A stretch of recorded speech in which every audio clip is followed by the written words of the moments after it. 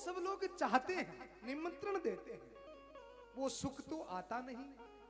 और जिस दुख को कोई बुलाता नहीं, जिस दुख को वो चाहता नहीं, वो दुख बिना बुलाए क्यों आ जाता है?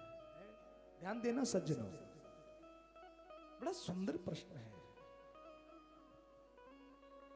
भगवान के मंदिर में हम सब लोग जाते हैं और भगवान से क्या मांगते हैं?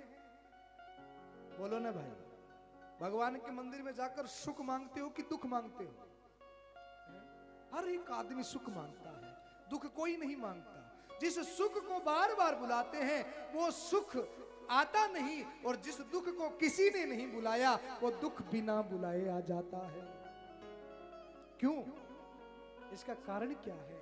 विदुर जी महाराज कहने लगे, बोले देखिए ना विदुर जी, सुख और दुख की कोई लंबी चौड़ी परिभाषा नहीं है। सुख और दुख की कोई लंबी चौड़ी परिभाषा नहीं है। संसारिक विषय वस्तुओं की चाहना करना दुख है और भगवान की चाहना करना ही सुख है महाराज। जहां पर हमने अपने मन में कोई इच्छा उत्पन्न की, वो इच्छा उत्पन्न करने का मतलब हमने जाने अनजाने दुख को बुलावा दे दिया। क्योंकि जब वो इच्छा पूरी नहीं होती है तो वही इच्छा दुख का कारण बन जाती है। और महाराज कई बार इच्छा पूरी भी हो जाए, वो पूरी हुई भी इच्छाएं भी हमें दुख दे जाती है? देखो ना, एक छोटा सा बालक अपने पिताजी की गोद में चढ़कर बाजार में गया मेला देखने। सुंदर सुंदर खिलौने लगे हुए। अब छोटे से बालक की जो मति होती है ना, वो खिलौनों तक सीमित होती है।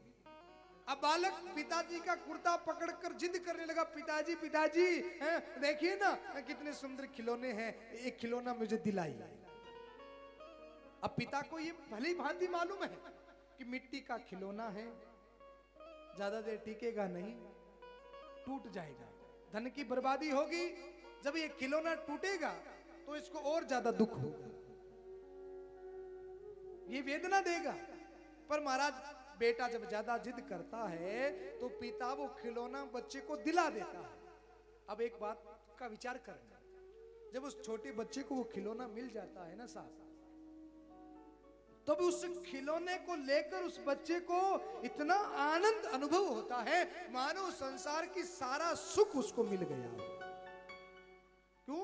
क्योंकि उसकी मति उस खिलौने तक सीमित है। उस बालक को ये पता नहीं है कि इस संसार में इस खिलौने से आगे भी बहुत सारे सुख और हैं।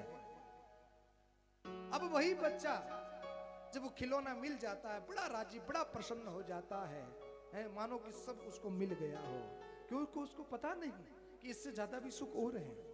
अब वही बच्चा जब 25 वर्ष का जवान हो जाता है, 25 वर्ष के जिस खिलौने के लिए बचपन में वो रोया करता था, अब वो बच्चा 25 वर्ष का जवान हो गया।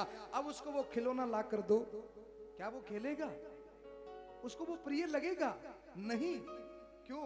क्योंकि अब उसकी बुद्धि ने विकास कर लिया। अब उसको पता है कि खिलौने से ज्यादा सुख तो बच्चों में है, खिलौने से ज्यादा सुख पत्नी में है, खिलौने से ज्यादा सुख धन कमाने में है। छोटा बच्चा खिलौना लेकर राजी हो गया, मानो दुनिया का सारा सुख उसे मिल गया हो। अब खेलते खेलते वो खिलौना हाथ से छूट गया, एक दिन टूट गया। जब वो खिलौना टूटा, वो बच्चा जितना उसको लेकर राजी हुआ, प्रसन्न हुआ, आज उससे ज्यादा रुदन कर रहा है, रो रहा है। अब वही खिलौना सुख का कारण बना और जाते जाते वही दुख का कारण भी बन गया। मीठा खाओ बड़ा सुख मिलेगा, रोज खाते रहो बहुत सुख मिलेगा। एक दिन वही मीठा, बोले महाराज, दुख का कारण बन जाता है। खूब मीठा खाया, जीभ को खूब स्वाद मिला। एक दिन बीमार पड़े, डॉक्टर के पास गए, डॉक्टर साहब ने कहा भाई साहब डायबिटीज हो गई है, अब मीठे के नजदीक भी मत जाइए। जिस मीठे ने कभी हमको सुख दिया, आज वो दुख का कारण बन गया। ये बात मैत्री जी विदुर को समझा रहे हैं। विदुर, संसार में जिन वस्तुओं की चाहना हम करते हैं वो जब पूरी नहीं होती है तब भी हम दुखी रहते हैं, और जब वो पूरी हो जाती है तो जाते जाते वो दुखी भी कर जाते हैं। तो संसार की चाहना करना मतलब दुख को निमंत्रण देना है।